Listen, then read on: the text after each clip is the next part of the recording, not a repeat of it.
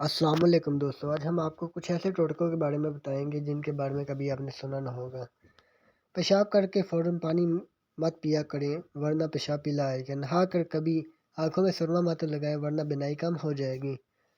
چلتے ہوئے کبھی روٹی مت کھاؤ نہیں تو تمہارا معدہ سکڑ جائے گا۔ دودھ پی کر کبھی مچھلی مت کھاؤ، تمہاری جلد پھٹ جائے گی۔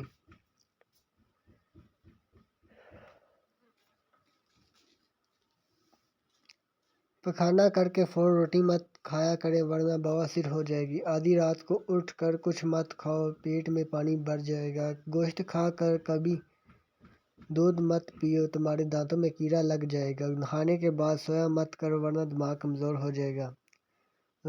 زور لگا کر کبھی پخانہ مت کریں، مثانے کو نقصان پہنچتا ہے۔ لوہے کے برتن میں کبھی دودھ مت پیو، ہاضمہ خراب ہوگا۔ جمائی لیتے وقت کبھی انگڑائی مت لینا ورنہ تمہاری زبان کو کچھ دیر کے لیے لکوہ ہو سکتا ہے۔ زکام کے دوران دودھ ہرگز نہ پینا ورنہ بہت جلد تمہارے زکام میں اور بھی اضافہ ہوگا۔ ناک بند ہو جائے تو ایک ناک کو ہاتھوں سے بند کر کے سانس نیچے کھینچنا کھل جائے گی۔ سست بدن کو چست بنانا چاہتے ہو تو روز کچے امرود کھاؤ۔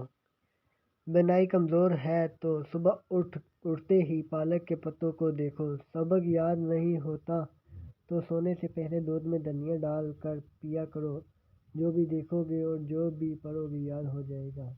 ناخن کا بڑھنا روکنا ہے تو ناخن ایک بار کاٹ کر اس پر شلجم کے پتوں کو رگڑ دو، ناخن بڑھیں گے نہیں۔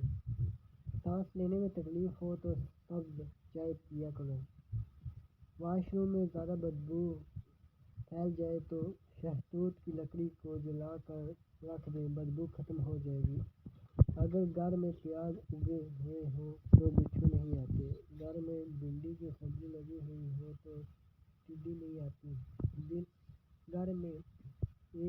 گھر میں اگر نیمبو کا پودا لگا ہوا ہو تو مچھر نہیں آتے۔ گھر میں پودینہ اور دھنیا لگا ہوا تو چپکلیاں نہیں آتی۔ جس گھر میں مصری کھائی جائے وہاں کبھی بھی بندے کے خون میں کمی نہیں آتی۔ جس گھر میں آلو بخارا اور انجیر زیادہ کھائی جائے وہاں کسی فرد کے جسم میں کمزوری نہیں ہوتی۔ السلام علیکم، please subscribe my channel digital health guide.